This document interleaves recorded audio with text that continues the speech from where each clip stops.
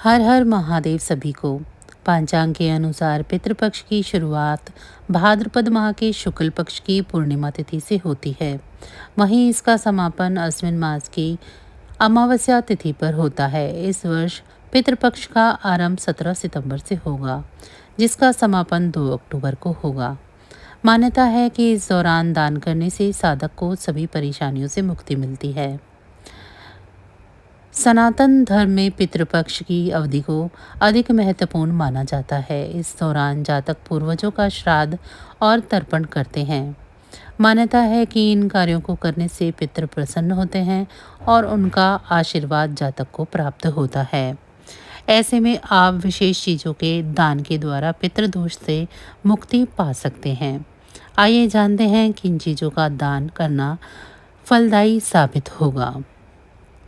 पितरों की कृपा प्राप्त करने के लिए पितृपक्ष को उत्तम माना जाता है। इस दौरान विधि पूर्वक पितरों का श्राद्ध करें। इसके अलावा अगर संभव हो तो चांदी की वस्तु का दान करें। माना जाता है कि पितृपक्ष में चांदी का दान करने से पितरों को शांति प्राप्त होती है।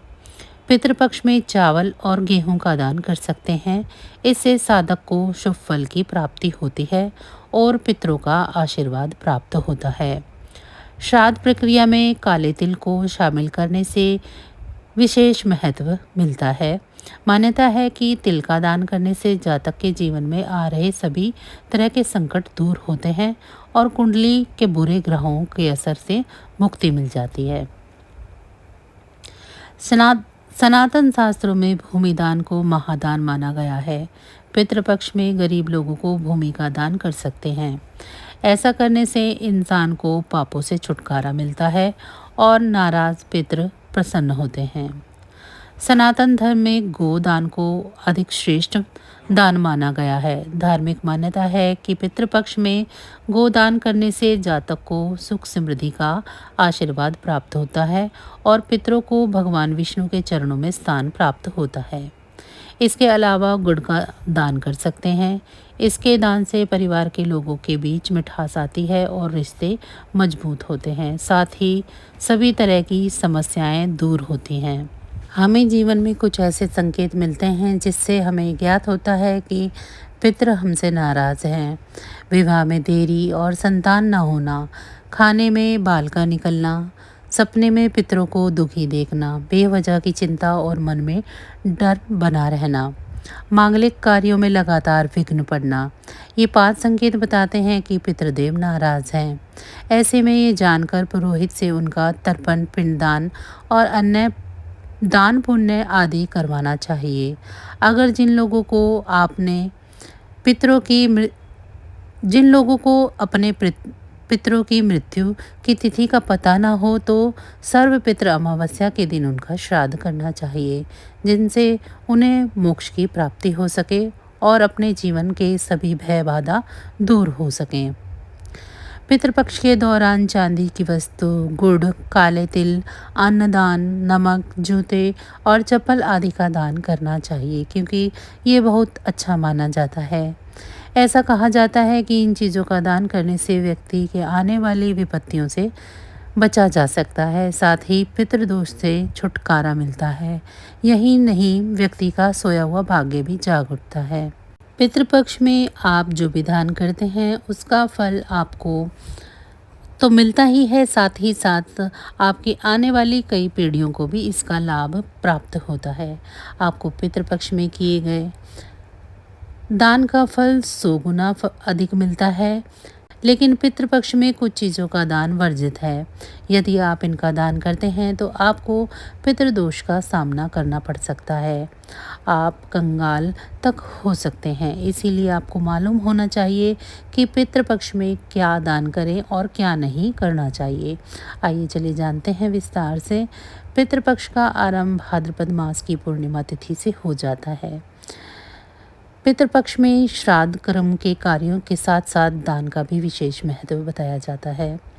दान और श्राद्ध कर्म के कार्यों से पितरों को मुक्ति मिलती है। ऐसा कहा जाता है कि पितरों के नाम से किए गए दान से व्यक्ति को 100 गुना अधिक फल मिलता है।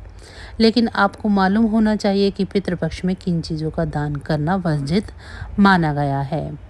पितृपक्ष में अधिकांश लोग कपड़ों का दान करते हैं। आप कपड़ों का दान तो कर सकते हैं, लेकिन इस बात का ख्याल रखें कि कपड़े पुराने नहीं होने चाहिए। नए कपड़ों का दान ही करना चाहिए। साथ ही कपड़े ऐसे खरीदें जिनका इस्तेमाल कोई व्यक्ति आसानी से कर सके, जबकि जूते चप्पलों का दान तो आप भूल कर भी ना करें।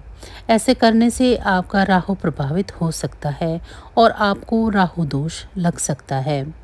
पितृपक्ष में लोहे के बर्तनों का दान भूल कर भी नहीं करना चाहिए। दरअसल पितृपक्ष में स्टील या चांदी के बर्तनों का दान करना उत्तम माना जाता है। आप पितृपक्ष में इन चीज़ों का दान कर सकते हैं, जबकि लोहे के बर्तन दान करने से आपको पितरों की नाराज़गी झेलनी पड़ सकती है, यानी आपको पितृदोष लग सकता है। मान्यता के अनुसार व्यक्ति को पितृपक्ष में झाड़ू का दान नहीं करना चाहिए। दरअसल पितृपक्ष में झाड़ू दान करने से आपको आर्थिक समस्या का सामना करना पड़ सकता है।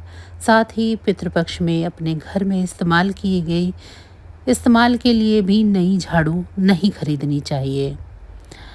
पितृपक्ष में भूलकर भी तेल का दान नहीं करना चाहिए। दरअसल ऐसा करने से आपके पितृ आपसे नाराज़ हो सकते हैं। इस बात का विशेष ख्याल रखें कि सरसों के तेल का दान भूलकर भी नहीं करना चाहिए। पितृपक्ष में अन्न का दान करना विशेष फलदायी होता है। गेहूँ, चावल का दान आप चाहे तो कर सकते हैं। इसके अभाव में कोई दूसरा अनाज भी आप दान में दे सकते हैं।